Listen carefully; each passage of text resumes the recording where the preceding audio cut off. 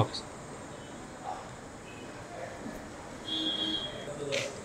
ಸಂವಿಧಾನದಲ್ಲಿ ನೈಜ ನಂಬಿಕೆ ಮತ್ತು ನಿಷ್ಠೆಯಿಂದ ಭಾರತದ ಸಾರ್ವಭೌಮತ್ವ ಮತ್ತು ಸಮಗ್ರತೆಯನ್ನು ಎತ್ತಿಡಿಯುವುದಾಗಿ ದೇವರ ಹೆಸರಿನಲ್ಲಿ ಪ್ರಮಾಣ ಮಾಡುತ್ತೇನೆ. ಶ್ರದ್ಧಾಪೂರ್ವಕವಾಗಿ ದೃಢೀಕರಿಸುತ್ತೇನೆ.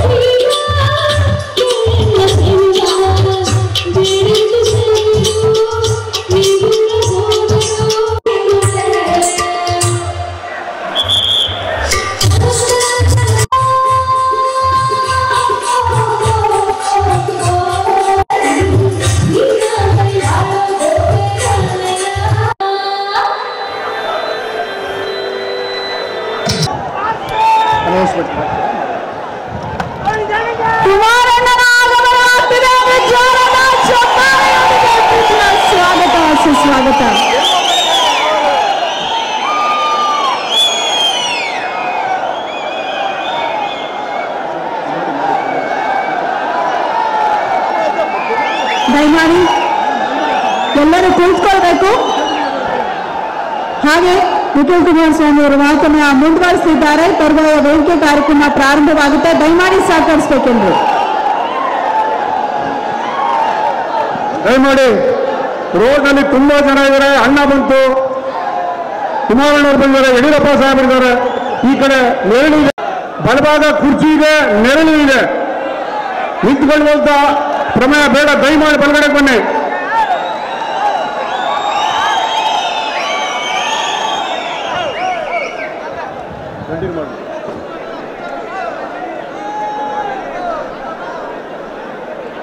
ಮಾಜಿ ಮುಖ್ಯಮಂತ್ರಿಗಳು ಈ ರಾಜ್ಯವನ್ನ ಮೊದಲನೇ ಬಾರಿ 20 ತಿಂಗಳು, ಎರಡನೇ ಬಾರಿ 14 ತಿಂಗಳಲ್ಲಿ, ಮೊದಲನೇ ಬಾರಿ 20 ತಿಂಗಳಲ್ಲಿ ನಾನಾಗ್ಲೇ ಹೇಳ್ತಾ ಇದ್ದೆ, ಮಂಡ್ಯದಲ್ಲಿ ಇವತ್ತು ಹಬ್ಬದ ವಾತಾವರಣವಿದೆ. ಮಂಡ್ಯ ಜನರ ಹಾರ್ಟು ಸಕ್ಕರೆಗಿಂತ ಸ್ವೀಟು ಅಂತ ಹೇಳಲಾಗುತ್ತೆ. ಹಾಗೆ ಸ್ವೀಟ್ ಆದಂತಹ ಒಂದು ಸಂದೇಶ ರವಾನೆ ಇವತ್ತಾಗ್ತಿದೆ. ಮಾನ್ಯ ಯಡಿಯೂರಪ್ಪ ಅವರನ್ನ ಪ್ರೀತಿಯಿಂದ ಬರಮಾಡ್ಕೊಳ್ತಾ ವೇದಿಕೆಗೆ ತಮ್ಮೆಲ್ಲರ ಪರವಾಗಿ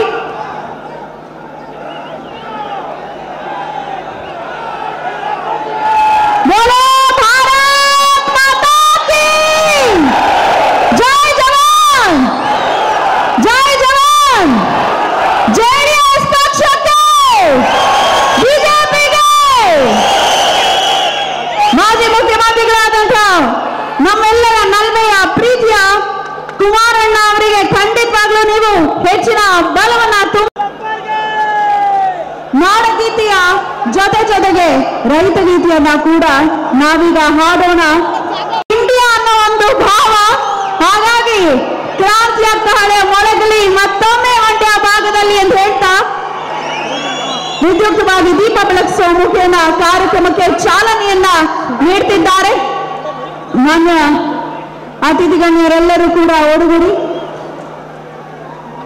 ಯಡಿಯೂರಪ್ಪಾಜಿಯವರು ಹಾಗೆ ಪ್ರಮೋದ್ ಸಾವಂತ್ ಅವರು ಗೋವಾ ಸಿಎಂ ಅವರು ಕೂಡ ಬಂದಿದ್ದಾರೆ. ಕುಮಾರಣ್ಣವರನ್ನ ಹರಿಸಲಿಕ್ಕೆ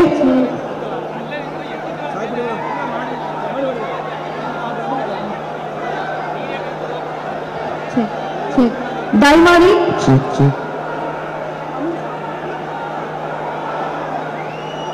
ಕನ್ನಡಿಗರ ನಾಡಗೀತೆಯೊಂದಿಗೆ ಕಾರ್ಯಕ್ರಮ ಪ್ರಾರಂಭ ಮಾಡೋಣ. ದಯಮಾಡಿ ಎಲ್ಲರೂ ಎದ್ದು ನಿಲ್ಬೇಕಾಗಿ ಕಳಕಳಿಯ ಮನವಿಯನ್ನ ಮಾಡ್ಕೊಳ್ತಾ ಇದ್ದೇವೆ.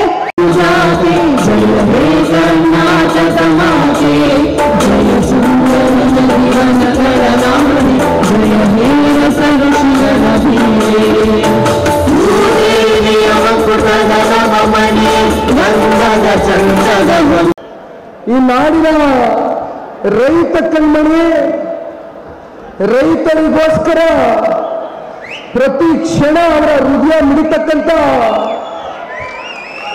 ಈ ರಾಜ್ಯದಲ್ಲಿ 2 ಬಾರಿ ರಾಜ್ಯದ ಮುಖ್ಯಮಂತ್ರಿಗಳಾಗಿ ವಿಶೇಷವಾಗಿ ನಮ್ಮ ರೈತ ಸಮುದಾಯದ ತಂದೆ ತಾಯಂದ್ರ ಪರವಾಗಿ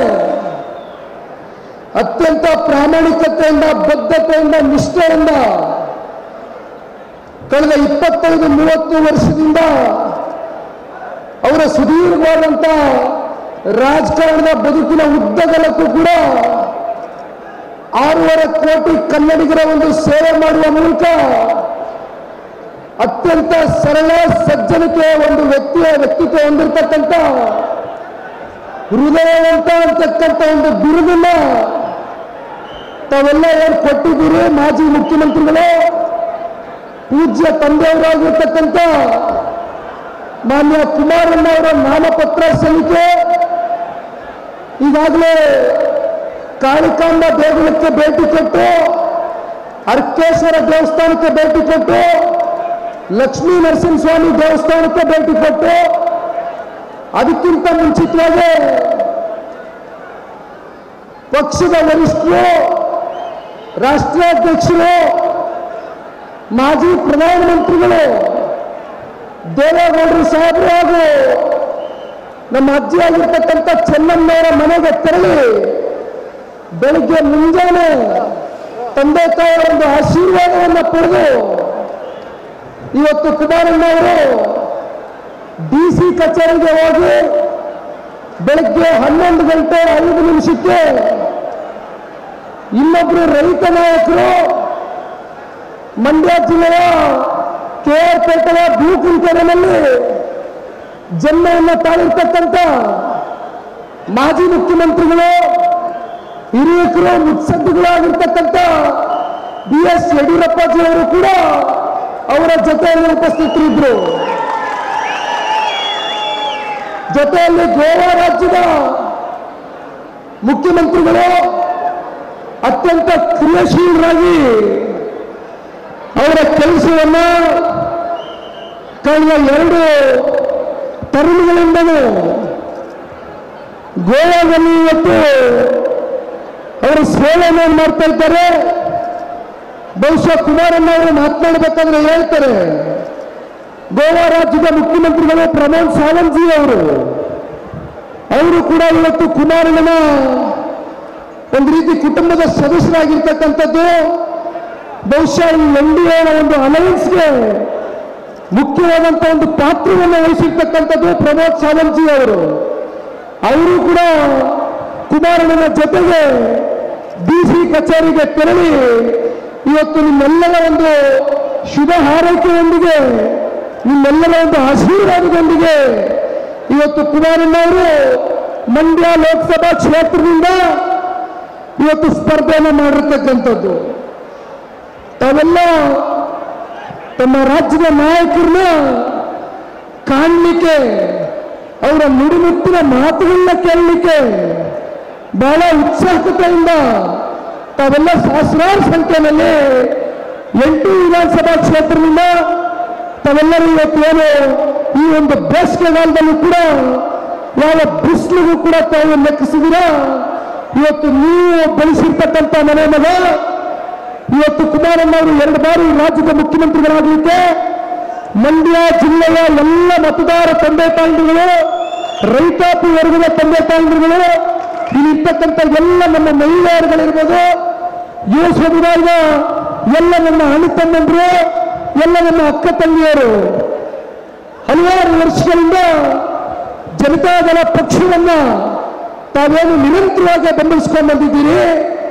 ನಾವು ನಿಮ್ಮ ಋಣವನ್ನ ಮರಿಲಿಕ್ಕೆ ಸಾಧ್ಯ ಅಲ್ಲ. ನಿಮ್ಮ ಋಣವನ್ನ ತೀರಿಸತಕ್ಕಂಥ ಪ್ರಾಮಾಣಿಕವಾದಂಥ ಪ್ರಯತ್ನವನ್ನ ನಮ್ಮ ಕುಟುಂಬ, ನಮ್ಮ JDS ಪಕ್ಷದ ಎಲ್ಲ ಸದಸ್ಯರುಗಳು ಅತ್ಯಂತ ಪ್ರಾಮಾಣಿಕವಾಗಿ, ಅತ್ಯಂತ ಬದ್ಧತೆ ಕಾಳಜಿಯಿಂದ ನಿಮ್ಮ ಜೊತೆನಲ್ಲಿ ನಿಂತು ಮಾಡ್ತೇವೆ ಅಂತಕ್ಕಂಥದ್ದು ಈ ಸಂದರ್ಭದಲ್ಲಿ ಒಬ್ಬ ಪಕ್ಷದ ಯುವ ಕಾರ್ಯಕರ್ತನಾಗಿ ವೇದಿಕೆ ಮೂಲಕವಾಗಿ ತಮ್ಮೆಲ್ಲರಿಗೂ ತಿಳಿಸ್ಲಿಕ್ಕೆ ಬಯಸ್ತೇನೆ. ಮುಖ್ಯಮಂತ್ರಿಗಳು ನಮ್ಮೆಲ್ಲರ ಆತ್ಮೀಯ ಸ್ನೇಹಿತರಾದಂಥ ಮಾನ್ಯ ಡಾಕ್ಟರ್ ಪ್ರಮೋದ್ ಸಾವಂತ್ ಅವರೇ, ಮಾಜಿ ಮುಖ್ಯಮಂತ್ರಿಗಳು, ನಿಮ್ಮೆಲ್ಲರ ಆಶೀರ್ವಾದದಿಂದ 1.5-2 ಲಕ್ಷ ಅಂತರದಲ್ಲಿ ಗೆದ್ದು ಸಂಸತ್ ಸದಸ್ಯರಾಗಿರುವಂತ ಮಾನ್ಯ ಶ್ರೀ ಕುಮಾರಸ್ವಾಮಿ ಅವರೇ,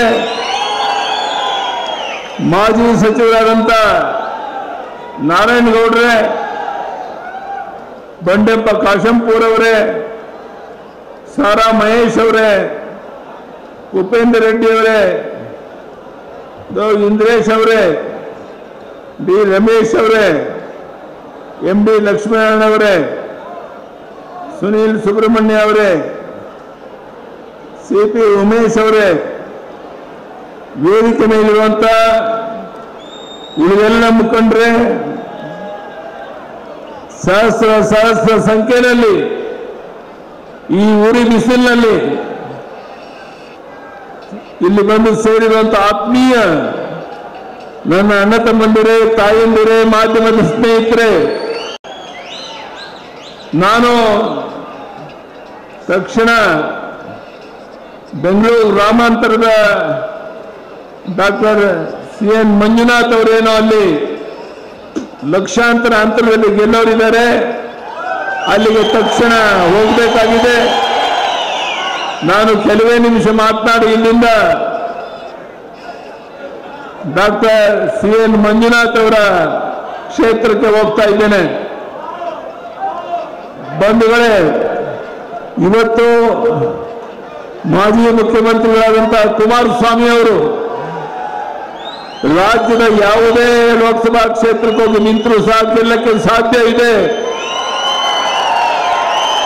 ಆದರೆ ನೀವೆಲ್ಲರೂ ಅಪೇಕ್ಷೆ ಪಟ್ರಿ ಅಂತೇಳಿ ಮಂಡ್ಯ ಜಿಲ್ಲೆಯಿಂದ, ಮಂಡ್ಯ ಜಿಲ್ಲೆ ನನ್ನ ತವರೂರು, ನನ್ನ ಸ್ವಂತ ಊರು ಬೂಕನಕೆರೆ, ಈ ಕ್ಷೇತ್ರದಿಂದ ಅವರು ನಿಲ್ತಾ ಇರುವಂತಹದ್ದು ಅತ್ಯಂತ ಸ್ವಾಗತಾರ್ಹ ಸಂಗತಿ. ನಾನು ನಿಮ್ಮಲ್ಲಿ ಬಹಳ ಹೊತ್ತು ಮಾತಾಡೋಲ್ಲ, ಕೈ ಜೋಡಿಸಿ ಪ್ರಾರ್ಥನೆ ಮಾಡ್ತೇನೆ.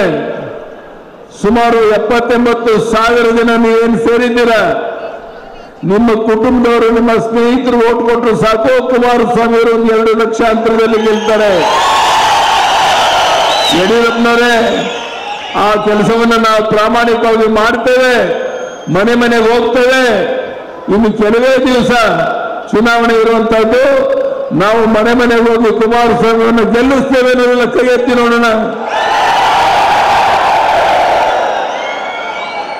ಬಂಧುಗಳೇ, ಹಣದ ಬಲದಿಂದ, ಹೆಂಡದ ಬಲದಿಂದ, ತೋಳು ಬಲದಿಂದ ಅಧಿಕಾರಕ್ಕೆ ಬರ್ತೇವೆ ಅನ್ನೋ ಭ್ರಮೆಯಲ್ಲಿರುವಂತ ಕಾಂಗ್ರೆಸ್ ಪಕ್ಷಕ್ಕೆ ಪಾಠವನ್ನು ಕಲಿಸಬೇಕಾಗಿದೆ.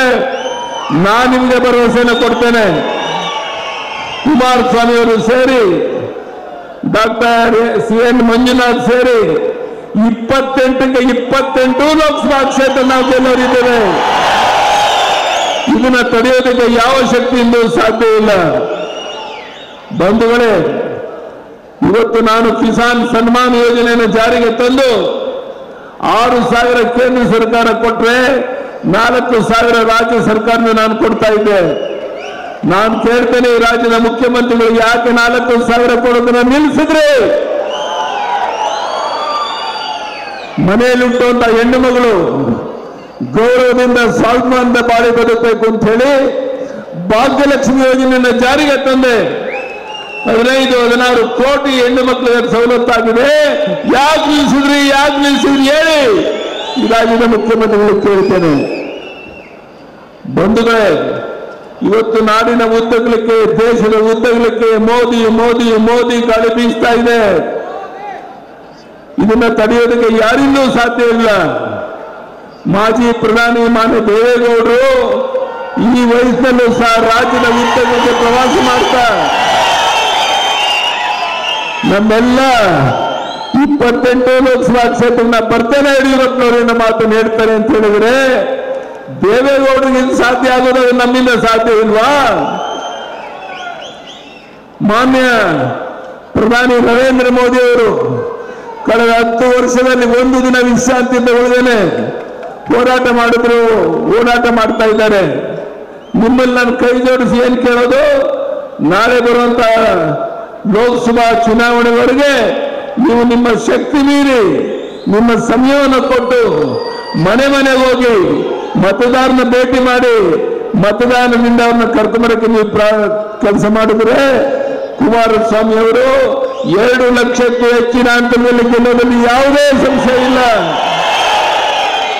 ಆ ಕೆಲಸವನ್ನ ನೀವು ಮಾಡಬೇಕು ಅಂತ ಕೈ ಜೋಡಿಸಿ ಪ್ರಾರ್ಥನೆ ಮಾಡಕ್ಕೆ ಬಂದಿದ್ದೇನೆ.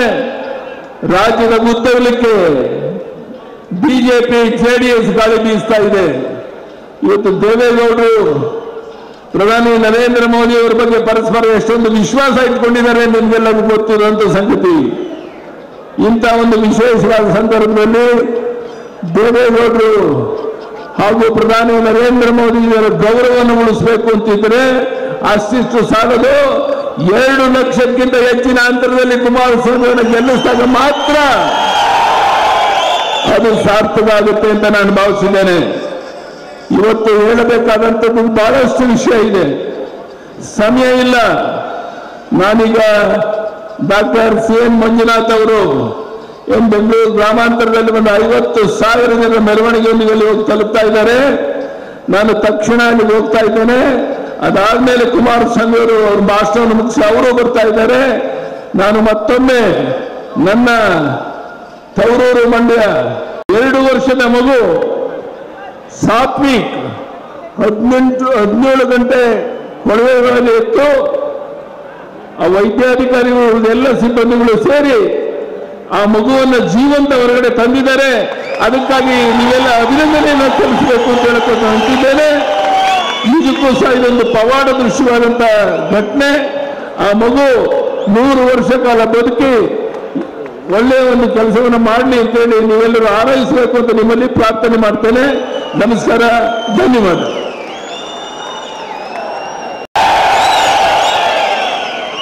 ಕನ್ನಡ ಸ್ವಲ್ಪ ಮಾಡ್ತಿಲ್ಲ.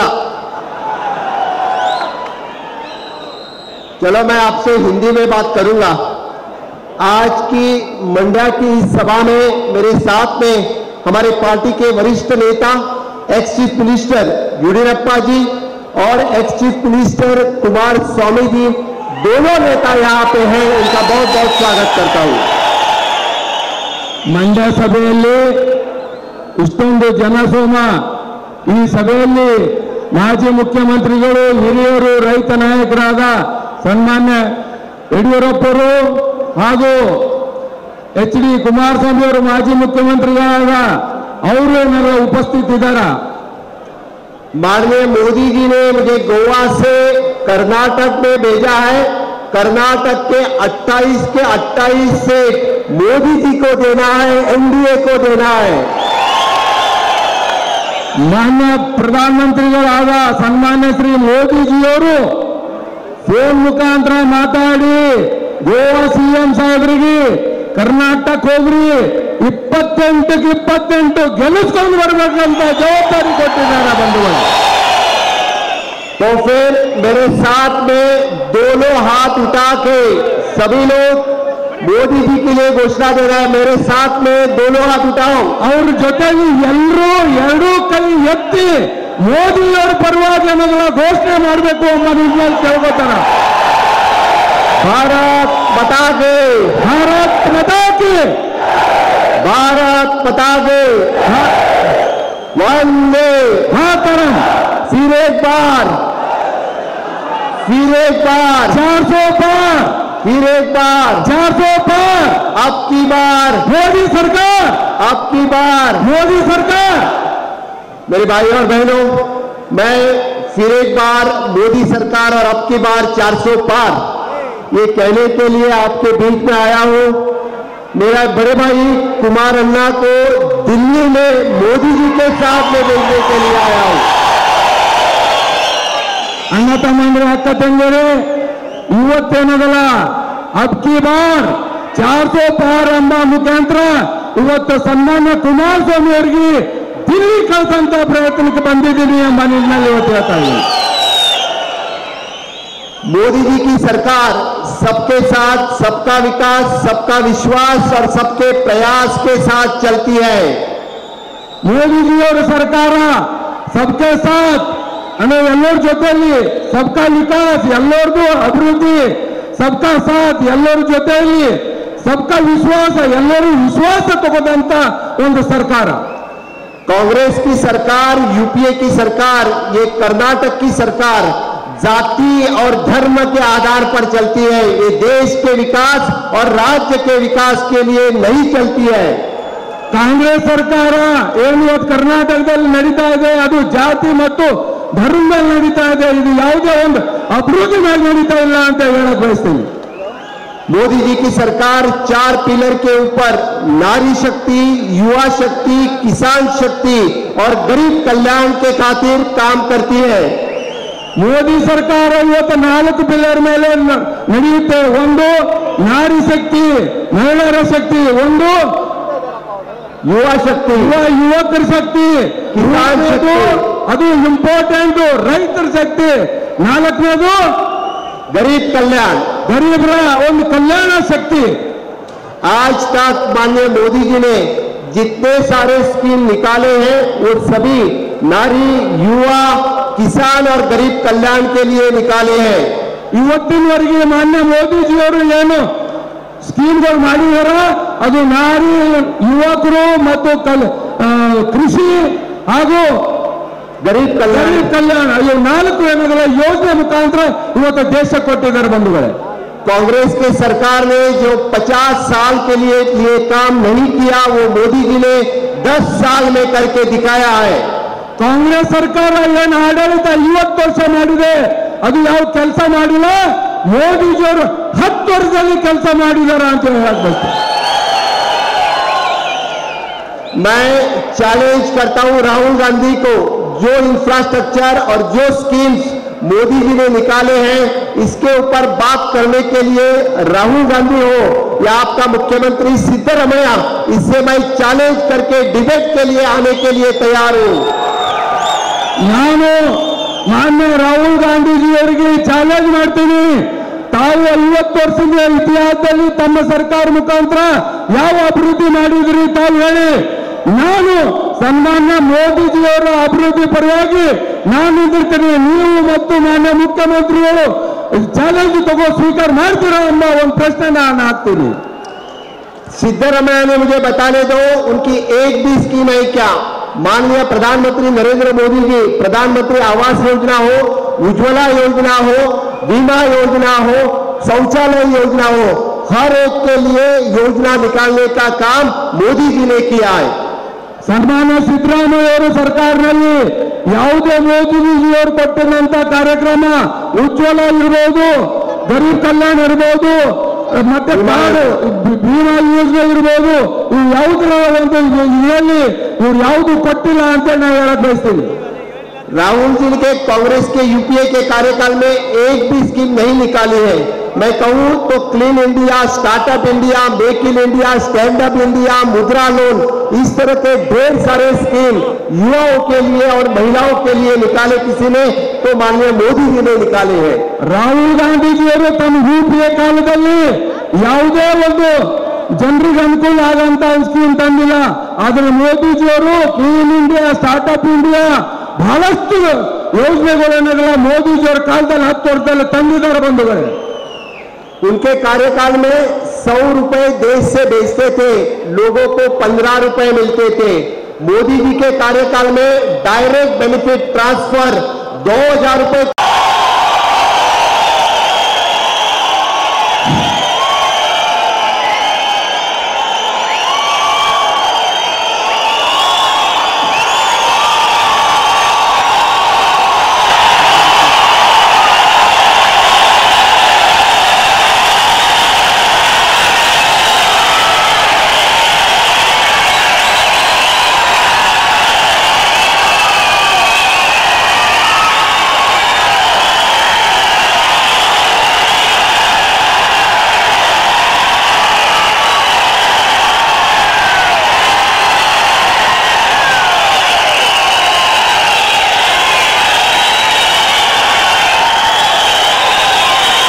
ಜಿಲ್ಲೆಯ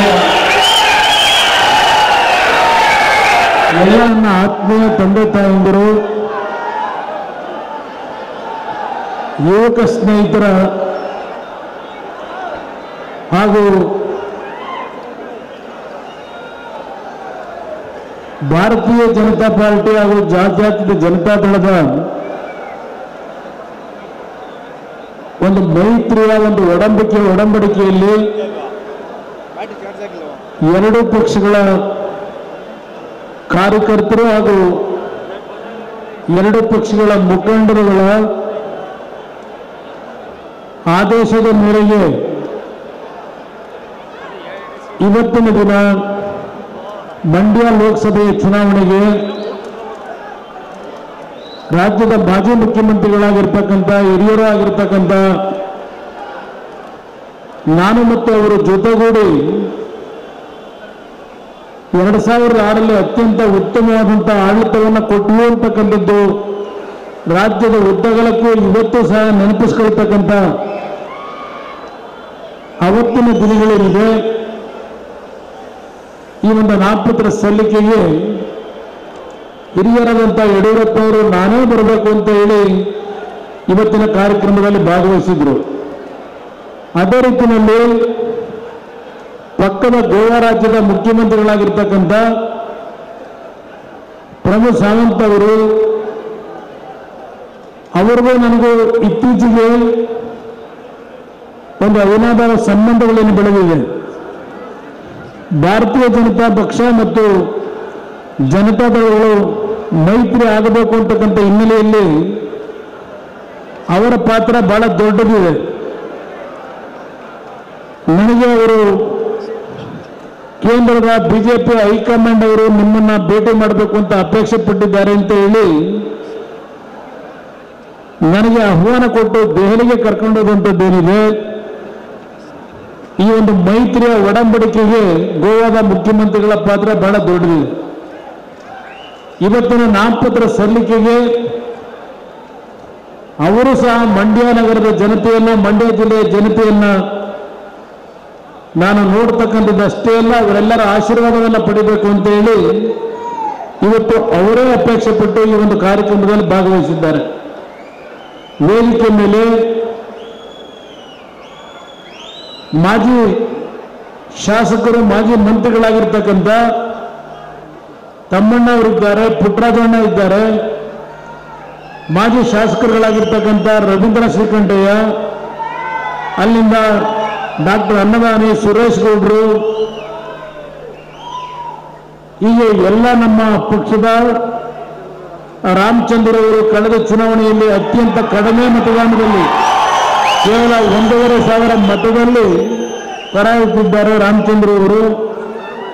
ಮತ್ತು KR ನಗರದ ಮಾಜಿ ಶಾಸಕರು, ನನ್ನ ಆತ್ಮೀಯ ಸ್ನೇಹಿತರು, ಮಾಜಿ ಮಂತ್ರಿಗಳು ಆಗಿರ್ತಕ್ಕಂಥ ಸಾರಾ ಮಹೇಶ್ ಅವರು ಸಹ ಈ ಕಾರ್ಯಕ್ರಮದಲ್ಲಿ ಭಾಗವಹಿಸಿದ್ದಾರೆ.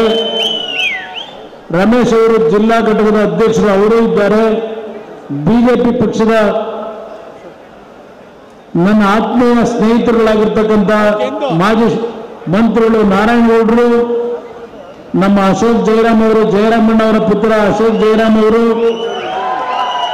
ಅಲ್ಲಿಂದ ನಮ್ಮ ವಿಜಯಾನಂದ ಅವರು, ಶಂಕರಗೌಡರ ಮೊಮ್ಮಗ ವಿಜಯಾನಂದ ಅವರು, ನಮ್ಮ ಬಿಜೆಪಿ ಘಟಕದ ಅಧ್ಯಕ್ಷರಾಗಿರ್ತಕ್ಕಂಥ ಜಿಲ್ಲಾ ಘಟಕದ ಅಧ್ಯಕ್ಷರು ಇಂದ್ರೇಶ್ ಅವರು, ಅಲ್ಲಿಂದ ಮದ್ದೂರಿನ ಅಭ್ಯರ್ಥಿಯಾದಂತಹ ಸ್ವಾಮಿ ಅವರು ಇರಬಹುದು, ಬಳವಳ್ಳಿಯ ಮುನ್ರಾಜು ಅವರು, ಹೀಗೆ ನಮ್ಮ ಶ್ರೀರಂಗಪಟ್ಟಣದ ಸತ್ಯಾನಂದ ಅವರು, ಎಲ್ಲರೂ ಸಹ ಈ ಒಂದು ಕಾರ್ಯಕ್ರಮದಲ್ಲಿ ಚೇತನ್ ಅವರು, ನಮ್ಮ ಶಿವರಾಮೇಗೌಡರ ಪುತ್ರರಾಗಿರ್ತಕ್ಕಂಥ ಚೇತನ್ ಅವರು, ಹಾಗೂ ಪಕ್ಷದ ಎರಡೂ ಪಕ್ಷಗಳ ನಾಗಮಂಗಲ ರವಿ ಅವರು, ಹೊಸಳ್ಳಿ ವೆಂಕಟೇಶ್ ಅವರಿಗೆ ಹಲವಾರು ಪ್ರಮುಖರು ಈ ಒಂದು ಕಾರ್ಯಕ್ರಮದಲ್ಲಿ ಭಾಗವಹಿಸಿದ್ದೀರಿ. ಯಾರು ಅನ್ಯತಾ ಭಾವಿಸಬೇಡಿ. ಕಳೆದ ನಮ್ಮ ಎಲ್ಲದಕ್ಕಿಂತ ಪ್ರಮುಖವಾಗಿ ನನ್ನ ಆತ್ಮೀಯ ಸ್ನೇಹಿತ ಕೇರ್ಪೇಟೆಯ ಶಾಸಕರಾಗಿರ್ತಕ್ಕಂಥ ಜಿಲ್ಲೆಯ ಏಕೈಕ ಶಾಸಕರು ಜನತಾದಳದ ನಮ್ಮ ಮಂಜಣ್ಣ ಅವರು ಲೋಕಸಭೆಗೆ ಬಿಜೆಪಿಯಿಂದ ಒಂದು ಬಾರಿ ಉಪಚುನಾವಣೆಯಲ್ಲಿ ಸ್ಪರ್ಧೆ ಮಾಡಿರ್ತಕ್ಕಂಥ ಸಿದ್ದರಾಮೇಗೌಡರು ಈಗ ಹಲವಾರು ಅಮರಾವತಿ ಚಂದ್ರಣ್ಣ ಅವರು ಫೋನ್ ಮಾಡಿದ ತಕ್ಷಣಲೇ ಇಲ್ಲ ನಾನು ಪಕ್ಷಕ್ಕೆ ಸೇರ್ತೇನೆ ಅಂತಕ್ಕಂಥ ತೀರ್ಮಾನ ಮಾಡಿ ಬಂದಿದ್ದಾರೆ. ಅದೇ ರೀತಿಯಲ್ಲಿ ಉಮೇಶ್ DCC ಬ್ಯಾಂಕ್ನ ಮಾಜಿ ಅಧ್ಯಕ್ಷರು ಸಿದ್ದರಾಮೇಗೌಡರು ಒಂದೇ ಸುನೀಲ್ ಸುಬ್ರಹ್ಮಣ್ಯ ಅವರು ಅತ್ಯಂತ ವಿಶೇಷವಾಗಿ ವಿಧಾನ ಪರಿಷತ್ತಿನ ಸದಸ್ಯರೇನಿದ್ದಾರೆ ಮಾಜಿ ಸದಸ್ಯರು ನಮ್ಮ ಕೊಡಗು ಭಾಗದ ಇಲ್ಲಿಯ ಉಸ್ತುವಾರಿ ವಹಿಸಿರ್ತಕ್ಕಂಥ ಸುಬ್ರಹ್ಮಣ್ಯ ಅವರು ಏನಿದ್ದಾರೆ ಅವರೂ ಸಹ ಈ ಸಭೆಯಲ್ಲಿದ್ದಾರೆ. ವೀರಯ್ಯನವರು ವಿಶೇಷವಾಗಿ ಅವರು ಮಂಡ್ಯ ಜಿಲ್ಲೆಯವರನ್ನೇ MLCಗಳಾಗಿ ಕೆಲಸ ಮಾಡಿದ್ದಾರೆ. ದಲಿತ ಸಮಾಜದ ಮುಖಂಡರಲ್ಲಿದ್ದಾರೆ. ವೀರಯ್ಯನವರು ಸಹ ಇವತ್ತು ನಾಮಪತ್ರ ಸಲ್ಲಿಕೆ ಕಾರ್ಯಕ್ರಮದಲ್ಲಿ ಭಾಗವಹಿಸಿದ್ದಾರೆ. ಯಾರು ನಮ್ಮ ಹರೀಶ್ ಅವರು ಹುಣಸೂರಿನ ಶಾಸಕ ಮಿತ್ರರು ಹರೀಶ್ ಅವರು ಇವತ್ತು ಸಭೆ ವೇದಿಕೆ ಮೇಲಿರ್ತಕ್ಕಂಥವರೆಲ್ಲರೂ ಏನಿದ್ದೀರಿ ಸಿದ್ಧಮಾಡ ಮೊದಲೇ ಹೇಳಿದ್ನೋಣ. ಎಲ್ಲದಕ್ಕಿಂತ ಹೆಚ್ಚಾಗಿ ನಮ್ಮ 7 ಪೀಳಿಗೆಗಳು ಕಷ್ಟ ಸುಖದಲ್ಲಿ ಸನ್ಮಾನ್ಯ ದೇವೇಗೌಡರ ಒಂದು ರಾಜಕೀಯ ಜೀವನ ಪ್ರಾರಂಭ ಆದಂಥ ದಿನದಿಂದ ಅವರಿಗೆ ಶಕ್ತಿಯನ್ನು ತುಂಬಿರ್ತಕ್ಕಂಥ ಇಲ್ಲಿ ನಡೆದಿರ್ತಕ್ಕಂಥ ಮತ್ತು ಹಳ್ಳಿಗಳಲ್ಲಿ ದೇವೇಗೌಡರು ಜನತಾವಾದ ಬಗ್ಗೆ ಅಭಿಮಾನವನ್ನು ಹೊಂದಿರತಕ್ಕಂಥ ಲಕ್ಷಾಂತರ ಮಂಡ್ಯ ಜಿಲ್ಲೆಯ ಜನತೆಗೆ ತಂದೆ ತಾಯಂದರಿಗೆ ಈ ವೇದಿಕೆ ಮುಖಾಂತರ ಪ್ರಥಮವಾಗಿ ನನ್ನ ಕೃತಜ್ಞತೆಗಳನ್ನು ಸಲ್ಲಿಸಲಿಕ್ಕೆ ಬಯಸ್ತಾ ಇದ್ದೇನೆ. ಬಹುಶಃ ಈ ಒಂದು ಕಾರ್ಯಕ್ರಮಕ್ಕೆ ನಿಮ್ಮ ನಿರೀಕ್ಷೆಗೆ ನಾವು ವಾಹನಗಳನ್ನು ಕೊಡ್ಲಿಕ್ಕಾಗಿಲ್ಲ. ಹಲವಾರು ಕ್ಷೇತ್ರಗಳಲ್ಲಿ ಬಹುಶಃ ಇವತ್ತು ನಮ್ಮ ನಾಯಕರುಗಳು ಅಲ್ಲಿಯ ಒಂದು ಪಕ್ಷದ ಕಾರ್ಯಕರ್ತರಿಂದ ಬಹಿಷ್ಕರಿಸತಕ್ಕಂಥ ಒಂದು ವಾತಾವರಣ ನಿರ್ಮಾಣ ಆಗಿದೆ. ನಮ್ಮ ಕಾರ್ಯಕರ್ತರುಗಳು ಹಿತೈಷಿಗಳು ಅಭಿಮಾನಿಗಳಿಗೆ ಈ ವೇದಿಕೆ ಮುಖಾಂತರ ನೀವು ಈ ಕಾರ್ಯಕ್ರಮದಲ್ಲಿ ಭಾಗವಹಿಸಲಿಕ್ಕೆ ಎಲ್ಲರೂ ಆತರದಲ್ಲಿದ್ದರೆ ನಿಮ್ಮೆಲ್ಲರಿಗೆ ನಾವು ವಾಹನದ ವ್ಯವಸ್ಥೆಯನ್ನು ಮಾಡಿಕೊಡ್ಲಿಕ್ಕೆ ಆಗದೆ ಈ ಒಂದು ಕಾರ್ಯಕ್ರಮದಲ್ಲಿ ಭಾಗವಹಿಸಲಿಕ್ಕೆ ಆಗದೆ ಇರತಕ್ಕಂಥ ನಮ್ಮ ಕಾರ್ಯಕರ್ತರಿಗೆ ಈ ವೇದಿಕೆ ಮುಖಾಂತರ ಕ್ಷಮೆಯನ್ನು ಕೋರ್ತಾ ಇದ್ದೇನೆ. ಬಹುಶಃ ಸರಿಯಾದ ರೀತಿಯ ವ್ಯವಸ್ಥೆಗಳನ್ನು ಮಾಡಿಕೊಟ್ಟಿದ್ರೆ ಇವತ್ತು ಒಂದು ಐತಿಹಾಸಿಕವಾದ ರೀತಿಯಲ್ಲಿ 2-3 ಲಕ್ಷ ಜನತೆ ಇವತ್ತೇ ಬರಲಿಕ್ಕೆ ತಯಾರಾದಂಥದ್ದು ನಾನು ಗಮನಿಸಿದ್ದೇನೆ. ಈಗಾಗಲೇ ಯಡಿಯೂರಪ್ಪನವರು ನಮ್ಮ ಗೋವಾ ಮುಖ್ಯಮಂತ್ರಿಗಳು ಹಲವಾರು ವಿಷಯಗಳನ್ನು ಚರ್ಚೆ ಮಾಡಿದ್ದಾರೆ. ಗೌರವಾನ್ವಿತ ಹಿರಿಯ ನಾಯಕರಾಗಿರ್ತಕ್ಕಂಥ ಯಡಿಯೂರಪ್ಪನವರು ಏನು ಒಂದು ಮಂಡ್ಯ ಜಿಲ್ಲೆಯ ಏನೊಂದು ತವರು ಮನೆ ಅಂತಕ್ಕಂಥ ಒಂದು ಮಾತನ್ನು ಹೇಳಿದ್ದಾರೆ. ಅವರು KR-ಪೇಟೆಯ ಬೂಕುರಕೆರೆ ಗ್ರಾಮದಲ್ಲಿ ಜನಿಸಿ ಶಿವಮೊಗ್ಗದಲ್ಲಿ ಇವತ್ತು ಅವರ ರಾಜಕೀಯ ಪ್ರಾರಂಭ ಮಾಡುವಂಥದ್ದು. ನಾನು ಹಾಸನ ಜಿಲ್ಲೆಯಲ್ಲಿ ಜನ್ಮ ತಾಳಿದ್ರು. ರಾಮನಗರದ ಜನತೆ ನನಗೆ ರಾಜಕೀಯ ಜನ್ಮ ಕೊಟ್ಟರು. ನನ್ನ ರಾಜಕೀಯ ಶಕ್ತಿಯನ್ನ ಇಡೀ ರಾಜ್ಯದಾದ್ಯಂತ ಬೆಳೆಸ್ಕೊಳ್ಳಿಕ್ಕೆ ಶಕ್ತಿಯನ್ನು ಕೊಟ್ಟಿರ್ತಕ್ಕಂಥವರು ಮಂಡ್ಯ ಜಿಲ್ಲೆಯ ಜನತೆ ಅಂತಕ್ಕಂಥದ್ದನ್ನು ನಾನು ಎಂದೂ ಮರೆಯಲಿಕ್ಕೆ ಸಾಧ್ಯವಿಲ್ಲ. ಬಹಳ ಜನ ಮಾತನಾಡ್ತಾರೆ, ಕುಮಾರಸ್ವಾಮಿ ಅವರು ದೇವೇಗೌಡರು ಮಂಡ್ಯ ಜಿಲ್ಲೆಗೆ ಏನು ಕೊಟ್ಟಿದ್ದಾರೆ, ಅವರು ಕೊಡುಗೆ ಏನು ಅಂತಕ್ಕಂಥದ್ದನ್ನು ಹೇಳ್ತಾರೆ. ನಾನು ಒಂದು ಮಾತನ್ನು ಹೇಳ್ತೇನೆ. 2006 ಮುಖ್ಯಮಂತ್ರಿ ಆದಂಥ ಸಂದರ್ಭದಲ್ಲಿ ಈ ಜಿಲ್ಲೆಗೆ ನಾನು ಕೊಟ್ಟಂತ ಪ್ರೈಮರಿ ಶಾಲೆಗಳಿರ್ಬೋದು, ಜೂನಿಯರ್ ಕಾಲೇಜ್ ಇರ್ಬೋದು, ಪ್ರಥಮ ದರ್ಜೆ ಕಾಲೇಜ್ ಇರ್ಬೋದು, KR-ಪೇಟೆಯ ಇಂಜಿನಿಯರಿಂಗ್ ಕಾಲೇಜ್ ಇರ್ಬೋದು, ಮೆಡಿಕಲ್ ಕಾಲೇಜಿನ ಕಟ್ಟಡಕ್ಕೆ 60 ಕೋಟಿ ರೂಪಾಯಿಗಳ ಹಣವನ್ನು ಬಿಡುಗಡೆ ಮಾಡಿದಂಥದ್ದಿರ್ಬೋದು, ಇಲ್ಲಿ PWD ಕಟ್ಟಡ ಜಲಸಂಪನ್ಮೂಲ ಇಲಾಖೆಯ ಕಟ್ಟಡವನ್ನು ಕಟ್ಟತಕ್ಕಂಥದ್ದಿರ್ಬೋದು, ಈ ಒಂದು ಜಿಲ್ಲೆಯಲ್ಲಿ ಸ್ವಾತಂತ್ರ್ಯ ಬಂದ ನಂತರ ಇದ್ದಂಥ ವಿದ್ಯುತ್ ಶಕ್ತಿ ಇಲಾಖೆಯ ಸಬ್ಸ್ಟೇಷನ್ಗಳು ಎಷ್ಟಿತ್ತು, ನಾನು ಮುಖ್ಯಮಂತ್ರಿ ಆದ 20 ತಿಂಗಳಲ್ಲಿ ಈ ಜಿಲ್ಲೆಗೆ ಕೊಟ್ಟಂತಹ ವಿದ್ಯುತ್ ಶಕ್ತಿ ಇಲಾಖೆಯ ಹಲವಾರು ಕಾರ್ಯಕ್ರಮಗಳೇನಿದ್ದಾವೆ ಇದೆಲ್ಲ ಇತಿಹಾಸ ಇರತಕ್ಕಂಥದ್ದು. ಪಾಪ ಇವತ್ತು ರಾಜಕೀಯದ ಭಿನ್ನಾಭಿಪ್ರಾಯದಲ್ಲಿ ನಮ್ಮಗಳನ್ನು ತೊರೆದು ಹೋಗಿರ್ತಕ್ಕಂಥವರು ಈ ಜಿಲ್ಲೆಗೆ ಏನು ಕೊಟ್ಟಿದ್ದಾರೆ ಅಂತಕ್ಕಂಥದ್ದನ್ನ ಕೇಳ್ತಾರೆ. ಈ ಜಿಲ್ಲೆಯ ನನ್ನ ರೈತ ಬಂಧುಗಳು ಯಾವ ಸಕ್ಕರೆ ನಾಡು ಅಂತಕ್ಕಂಥ ಒಂದು ಪ್ರಖ್ಯಾತಿಯನ್ನು ಹೊಂದಿರತಕ್ಕಂಥ ಈ ಒಂದು ಜಿಲ್ಲೆಯಲ್ಲಿ ಬರಗಾಲದ ಒಂದು ಸಮಸ್ಯೆಗಳಿಂದ ನಮ್ಮ ರೈತ ಕುಟುಂಬಗಳು ಸಾಲದ ಹೊರೆಯನ್ನು ಹೊರಲಾರದೆ ಸುಮಾರು 200ಕ್ಕೂ ಹೆಚ್ಚು ರೈತ ಕುಟುಂಬಗಳಲ್ಲಿ ಆತ್ಮಹತ್ಯೆ ಆದಾಗ ಆ ಕುಟುಂಬಗಳನ್ನ ಭೇಟಿ ಮಾಡಿ ವೈಯಕ್ತಿಕವಾಗಿ ನಮ್ಮ ಪಕ್ಷದ ಶಾಸಕರ ಜೊತೆಗೂಡಿ ನಮ್ಮ ಕೈಲಾದ ಮಟ್ಟಿಗೆ ಆರ್ಥಿಕ ನೆರವನ್ನು ಕೊಟ್ಟಿದ್ದಷ್ಟೇ ಅಲ್ಲ, ನನ್ನ ರೈತ ಬಂಧುಗಳಿಗೆ ಮನವಿ ಮಾಡಿದೆ. ಯಾವುದೇ ಕಾರಣಕ್ಕೂ ಸಾಲ ಮಾಡಿದ್ದೇವೆ ಅಂತೇಳಿ ಹೆದರಬೇಡಿ. ನಿಮ್ಮ ಸಾಲವನ್ನು ತೀರಿಸ್ತಕ್ಕಂಥದ್ದಕ್ಕೆ ನನ್ನ ಒಂದು ಮುಂದಿನ ದಿನಗಳಲ್ಲಿ ಸರ್ಕಾರ ಬಂದರೆ ನಿಮ್ಮ ಜೊತೆಯಲ್ಲಿದ್ದೇನೆ, ನೀವು ಅನಾಥರಾಗಬೇಡಿ ಅಂತಕ್ಕಂಥ ಮಾತನ್ನು ಹೇಳಿದೆ. 18ರಲ್ಲಿ ನನಗೆ ಸಂಪೂರ್ಣ ಬಹುಮತದ ಸರ್ಕಾರ ಅಲ್ಲ, ಆ ಸರ್ಕಾರದಲ್ಲಿ ಯಾವೊಂದು ಒತ್ತಡಗಳನ್ನು ಹಾಕಿ ನಮ್ಮ ಜೊತೆ ಸರ್ಕಾರ ಮಾಡಿದ್ರು. ನನಗೆ ಉತ್ತಮವಂತ ಕೆಲಸ ಮಾಡಲಿಕ್ಕೆ ಅವಕಾಶವನ್ನೇ ಕೊಡಲಿಲ್ಲ. ಅವ್ರು ಹೇಳಿದ್ರು ಅವತ್ತು ನನಗೆ ಬೆಂಬಲ ಕೊಟ್ಟಂತ ಸಂದರ್ಭದಲ್ಲಿ ಸನ್ಮಾನ್ಯ ದೇವೇಗೌಡರು ಹೇಳಿದ್ದು, ನನ್ನ ಮಗನ ಆರೋಗ್ಯ ಚೆನ್ನಾಗಿಲ್ಲ, ಅವನ ಆರೋಗ್ಯದ ಸಮಸ್ಯೆ ಇದೆ, ನೀವೇ ಯಾರಾದರೂ ಮಲ್ಲಿಕಾರ್ಜುನ ಖರ್ಗೆ ಅವರು ಯಾರಾದರೂ ನೀವು ಮುಖ್ಯಮಂತ್ರಿ ಆಗಿ ಅಂತಕ್ಕಂಥ ಮಾತನ್ನ ಹೇಳಿದಂಥದ್ದು ಇವತ್ತು ನಾನು ಸ್ಮರಿಸಿಕೊಳ್ಳಲಿಕ್ಕೆ ಬಯಸ್ತಾ ಇದ್ದೇನೆ.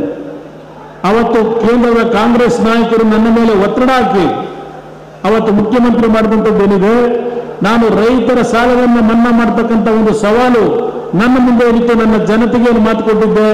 ಆ ಸಾಲ ಮನ್ನಾ ಮಾಡಲಿಕ್ಕೆ ತೀರ್ಮಾನ ಮಾಡಲಿಕ್ಕೆ ಹೋದಾಗ ಇದೇ ಕಾಂಗ್ರೆಸ್ನ ನಾಯಕರುಗಳು ಯಾವುದೇ ಕಾರಣಕ್ಕೂ ನಾವು ಯಾವೊಂದು ಭಾಗ್ಯ ಯೋಜನೆಗಳನ್ನು ಕೊಟ್ಟಿದ್ದೇವೆ ಈ ರಾಜ್ಯದಲ್ಲಿ, ಒಂದು ಕಾರ್ಯಕ್ರಮವನ್ನು ನಿಲ್ಲಿಸಬಾರದು, ಅದರ ಜೊತೆಗೆ ನಾವು ಯಾವ ಹಂಚಿಕೆ ಮಾಡಿದ್ದೇವೆ ಒಂದು ನಯಾ ಪೈಸನ ಕಡಿಮೆ ಮಾಡಬಾರದು ಅಂತಕ್ಕಂಥ ಒತ್ತಡಗಳನ್ನು ಹೇಳಿದರು.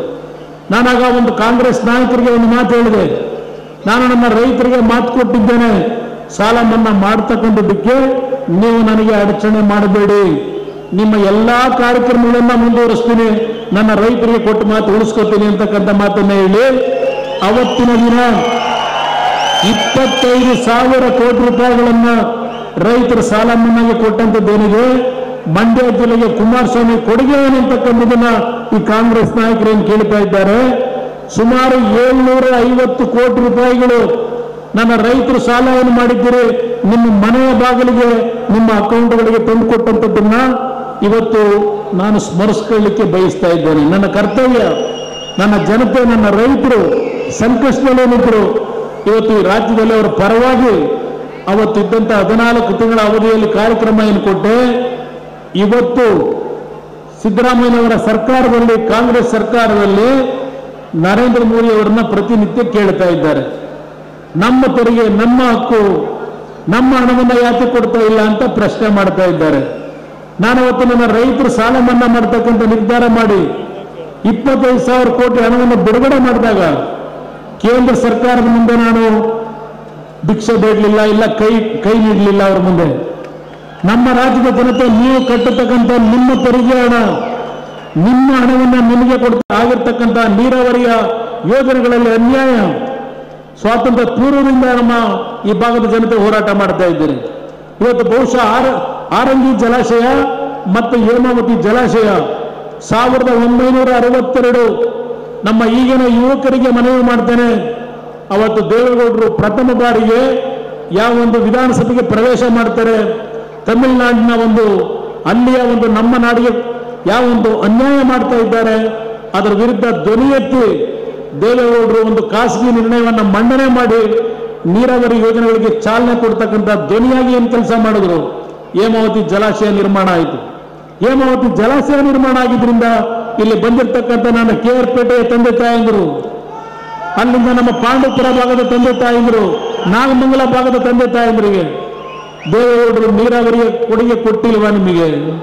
ನಿಮ್ಮ ಬದುಕಿಗೆ ಒಂದು ಅವಕಾಶವನ್ನು ಕಲ್ಪಿಸಲಿಕ್ಕೆ ಹೇಮಾವತಿ ಜಲಾಶಯವನ್ನು ನಿರ್ಮಾಣ ಮಾಡಬೇಕು ಅಂತ ಹೇಳಿ ಅವರ ಒಂದು ಹೋರಾಟದ ಪ್ರತಿಫಲ ಇವತ್ತು ಹೇಮಾವತಿ ಜಲಾಶಯ ನಿರ್ಮಾಣ ಆಗಿದ್ರಿಂದ KR ಪೇಟೆ ಭಾಗ ಇರ್ಬೋದು, ನಾಗಮಂಗಲ ಭಾಗ ಇರ್ಬೋದು, ಇವತ್ತು ನಿಮ್ಗೆ ಕುಡಿಯೋ ನೀರು ದೊರಕಿದೆ. ಇವತ್ತು ಪಾಂಡವಪುರದ ಕೆಲವು ಭಾಗದಲ್ಲಿ, ಬಸರಾಳ ಭಾಗದಲ್ಲೂ ಇವತ್ತು ಹೇಮಾವತಿ ನೀರು ಹರಿಯುತ್ತಾ ಇದೆ. ಇದು ದೇವೇಗೌಡರ ಕೊಡುಗೆ ಅಲ್ವಾ? ಏನ್ ಮಾಡಿದ್ದೀರಿ ದೇವೇಗೌಡ್ರೆ ಅಂತ ಪ್ರಶ್ನೆ ಮಾಡ್ತಾರೆ. ಸಿದ್ದರಾಮಣ್ಣ ಅವರೇ, ನೀವೇನು ಕೊಟ್ಟಿದ್ದೀರಿ ಈ ಜಿಲ್ಲೆಗೆ ದಯವಿಟ್ಟು ಹೇಳ್ತೀರಾ? ಶಿವಕುಮಾರ್ ಅವರೇ, ನನ್ನ ಸಹೋದರ ಅಲ್ಲಿ ನಮ್ಮ ರಾಮನಗರ ಜಿಲ್ಲೆ, ನನ್ನನ್ನು ಬೆಳೆಸಿರ್ತಕ್ಕಂಥ ಜಿಲ್ಲೆಯಲ್ಲಿ ನೀವೇನು ಕೊಟ್ರಿ ಈ ಭಾಗದ ಜನತೆಗೆ? ಅದೇನೋ ಹೇಳ್ತಾರೆ, 8 ಜನ ಒಕ್ಕಲಿಗರಿಗೆ ಟಿಕೆಟ್ ಕೊಟ್ಟವರಂತೀಗ, 8 ಜನ ಒಕ್ಕಲಿಗರಿಗೆ. ಅಲ್ಲೆಲ್ಲೋ ಮೈಸೂರು ಒಕ್ಕಲಿಗ ಅಂತೇಳಿ ಏನ್ ಹೇಳ್ತಾರೆ, ಅದೊಂದು ಕಾಂಟ್ರವರ್ಸಿ ಮಾಡ್ಕೊಂಡು ಕೂತಿದ್ದಾರೆ. ಇಲ್ಲಿ ಜಾತಿಯ ರಾಜಕಾರಣದ ಮುಖಾಂತರ ನೀವು ನಿಮ್ಮ ಸ್ಥಾನವನ್ನು ಭದ್ರ ಮಾಡ್ಕೋಬೇಕು ಅಂತ ಹೊರಟಿದ್ದೀರಿ. ನಮ್ಮ ಒಂದು ಹೋರಾಟ ಇರ್ತಕ್ಕಂಥದ್ದು ನಮ್ಮ ಸ್ಥಾನವನ್ನು ಭದ್ರ ಮಾಡ್ಕೊಳ್ಳೋದಕ್ಕಿಂತ ಹೆಚ್ಚಾಗಿ ಈ ನಾಡಿನ ಜನತೆಯ ಬದುಕನ್ನು ಸರಿಪಡಿಸಬೇಕು ಅಂತಕ್ಕಂಥದ್ದು ನಮ್ಮ ಹೋರಾಟ. ನಿಮ್ಮ ಹೋರಾಟ ಏನು ಶಿವಕುಮಾರ್ ಅವರೇ ಕೇಳಲಿಕ್ಕೆ ಬಯಸ್ತೀನಿ. ಪೇಪರ್ ಪೆನ್ನು ಕೇಳಿದ್ರಿ ಕಳೆದ ಚುನಾವಣೆಯಲ್ಲಿ. ಈ ನಾಡಿನ ಪುಣ್ಯಾತ್ಮ ತಂದೆ ತಾಯಿಗಳು ಕೊಟ್ಟಿದ್ದಾರೆ, ಈ ಭಾಗದ ಜನ ಪೇಪರ್ ಪೆನ್ ನಿಮಗೆ ಕೊಟ್ಟಿದ್ದಾರೆ. ಪೇಪರ್ ಪೆನ್ನನ್ನ ಈ ಒಂದು ಕಾವೇರಿ ನೀರನ್ನ ಉಳಿಸ್ಲಿಕ್ಕೆ ಉಪಯೋಗ ಮಾಡಿದ್ರು. ಬೆಂಗಳೂರು ನಗರದಲ್ಲಿ ಯಾವ್ಯಾವ ದೊಡ್ಡ ದೊಡ್ಡ ಕಟ್ಟಡ ಕಟ್ತಾ ಇದ್ದಾರೆ, ಅವರಿಗೆ ಚದುರಕ್ಕೆ 100 ರೂಪಾಯಿ ಫಿಕ್ಸ್ ಮಾಡ್ಕೊಂಡು ಹಗಲ್ತೋರಣ ಮಾಡ್ತಕ್ಕಂಥ ಕೆಲಸ ಮಾಡ್ಕೊಂಡು ಹೊರಟಿದ್ದಾರಲ್ಲ, ಅದಕ್ಕೆ ಈ ಪುಣ್ಯಾತ್ಮ ತಂದೆ ತಾಯಿಯಂದರು ನಿಮಗೆ ಪೇಪರ್ ಪೆನ್ನು ಕೊಟ್ಟಿದ್ದಾರೆ. ಶಿವಕುಮಾರ್ ಅವರೇ ಕೇಳಲಿಕ್ಕೆ ಬಯಸ್ತೀನಿ. ನಮ್ಮ ಕೊಡುಗೆ ಬಗ್ಗೆ ಕೇಳ್ತೀರಿ. ರಾಮನಗರ ಜಿಲ್ಲೆ ಯಾವ ಪರಿಸ್ಥಿತಿನಲ್ಲಿತ್ತು? ನಾನು ರಾಮನಗರದ ರಾಜಕೀಯ ಪ್ರಾರಂಭ ಮಾಡಿದಾಗ ಆ ಜಿಲ್ಲೆಯ ಪರಿಸ್ಥಿತಿ ಏನಿತ್ತು, ಇವತ್ತು ಆ ಜಿಲ್ಲೆಯ ಅಭಿವೃದ್ಧಿ ಯಾವ ರೀತಿಯಾಗಿದೆ? ನಿಮ್ಮ ಕೊಡುಗೆ ಏನು, ನನ್ನ ಕೊಡುಗೆ ಏನು? ಸಾರ್ವಜನಿಕವಾಗಿ ಚರ್ಚೆ ಮಾಡಲಿಕ್ಕೆ ಸಿದ್ಧ ಇದ್ದೇನೆ. ಸಾರ್ವಜನಿಕವಾಗಿ ಈ ವೇದಿಕೆ ಮುಖಾಂತರ ಮಂಡ್ಯ ಜಿಲ್ಲೆಯ ಜನತೆಗೆ ನಾನು ಮನವಿ ಮಾಡ್ತೇನೆ, ಒಂದು ಭರವಸೆಯನ್ನು ಕೊಡ್ತೇನೆ. ನನ್ನ ಮೇಲೆ ವಿಶ್ವಾಸ ಇದೆ. ನನ್ನನ್ನು ಬೆಳೆಸಿರ್ತಕ್ಕಂಥ ಜನ ನೀವು. ನಿಮಗೆ ದ್ರೋಹ ಮಾಡಿದ್ರೆ ನಾನು ದೇವರಿಗೆ ದ್ರೋಹ ಮಾಡಿದಾಗಿದೆ. ಯಾವುದೇ ಕಾರಣಕ್ಕೂ ಈ ಜಿಲ್ಲೆಯ ಜನತೆಗೆ ದ್ರೋಹ ಮಾಡ್ತಕ್ಕಂಥ ಪ್ರಶ್ನೆ ಇಲ್ಲ. ಅದರ ಜೊತೆಗೆ ಯಾವ ನರೇಂದ್ರ ಮೋದಿ ಅವರ ಮುಂದೆ ಚರ್ಚೆ ಮಾಡಲಿಕ್ಕೆ ಇವತ್ತು ಲೋಕಸಭಾ ಸದಸ್ಯರು ಇವತ್ತು ತಯಾರಿಲ್ಲ ಅಂತ ಹೇಳ್ತೀರಿ, ಧೈರ್ಯ ಇಲ್ಲ ಅಂತ ಹೇಳ್ತೀರಿ. ಮಂಡ್ಯ ಜಿಲ್ಲೆಯ ಜನತೆ ಇವತ್ತು ನನಗೆ ಆಶೀರ್ವಾದ ಮಾಡ್ತಕ್ಕಂಥ ನಿರ್ಧಾರ ಏನು ಮಾಡಿದ್ದೀರಿ? ನಿಮ್ಮ ಧ್ವನಿಯಾಗಿ ಯಾವ ಮೇಕೆ ದಾಟಿರಲಿ, ಇವತ್ತು ಕಾವೇರಿ ನೀರಿನಲ್ಲಿ ಈ ಒಂದು ಅಚ್ಚುಕಟ್ಟು ಪ್ರದೇಶದಲ್ಲಿ ಏನು ಅನ್ಯಾಯ ಆಗಿದೆ, ಇದೆಲ್ಲವನ್ನ ಸರಿಪಡಿಸ್ತಕ್ಕಂಥದ್ದು ಅಷ್ಟೇ ಅಲ್ಲ, ಅಪ್ಪರ ಭದ್ರ ಇರಲಿ, ಮಹದಾಯಿ ಇರಲಿ, ಅಲ್ಲಿಂದ ನಮ್ಮ ಅಪ್ಪರ ಕೃಷ್ಣ ಇರಲಿ, ಈ ಎಲ್ಲಾ ನೀರಾವರಿ ಯೋಜನೆಗಳಿಗೆ ಕೇಂದ್ರ ಸರ್ಕಾರದ ಅನುಮತಿಯನ್ನು ನಾವು ತರದೇ ಇದ್ರೆ ಮತ್ತೊಂದು ರಾಜಕೀಯದಲ್ಲಿ ಮುಂದುವರಿಯತಕ್ಕಂಥ ಪ್ರಶ್ನೆ ಇಲ್ಲ. ಇದನ್ನ ನಿಮ್ಮ ಮುಂದೆ ನಾನು ಮಾತು ಕೊಡ್ತಾ ಇದ್ದೇನೆ. ನನ್ನ ರೈತರು ಇವತ್ತು ನೆನ್ನೆ ನಾನು ಹೋಗಬೇಕಾದ್ರೆ ಹೇಳಿದ್ರು, ಕೆಲವು ಒಳ್ಳೆನಲ್ಲಿ ನನ್ನ ತಾಯಿ ಅಂದರು, ನಮ್ಗೆ 2000 ರೂಪಾಯಿ ಹಾಕಬೇಕು, ನಾವು ಬೆಳೀತಕ್ಕಂಥ ಬೆಳೆಗೆ ಸರಿಯಾದ ರೀತಿ ನೀರು ಕೊಡಿ, ಸರಿಯಾದ ರೀತಿಯ ಬೆಂಬಲ ಬೆಲೆ ಕೊಡಿ. ನಿನ್ನ 2000 ರೂಪಾಯಿ ಬೇಡ, ನಿನ್ ಬಿಟ್ಟಿ ಬಸ್ ಪಾಸು ಬೇಡ, ನಮ್ಮ ಬದುಕ ಶಕ್ತಿ ಇದೆ ಅಂತಕ್ಕಂಥದ್ದನ್ನ ಕೆಲವು ಹಳ್ಳಿಯ ನನ್ನ ತಾಯಂದರು ನನ್ನ ಕಾರನ್ನು ನಿಲ್ಲಿಸಿ ನಿನ್ನೆ ಏನು ಹೇಳಿದ್ದೀರಿ. ಇವತ್ತು ನನ್ನ ಕಾರ್ಯಕ್ರಮ, ನನ್ನ ನಾಡಿನ ಜನತೆ ಇನ್ನೊಬ್ಬರ ಮುಂದೆ ಕೈ ಒಡ್ಡದೆ, ಇನ್ನೊಬ್ಬರಿಗೆ ಕೈ ಎತ್ತಿ ದಾನ ಮಾಡ್ತಕ್ಕಂಥ ಶಕ್ತಿಯನ್ನು ನಿಮಗೆ ತಂದುಕೊಡಬೇಕು ಅನ್ನೋದು ನನ್ನ ಕಾರ್ಯಕ್ರಮ.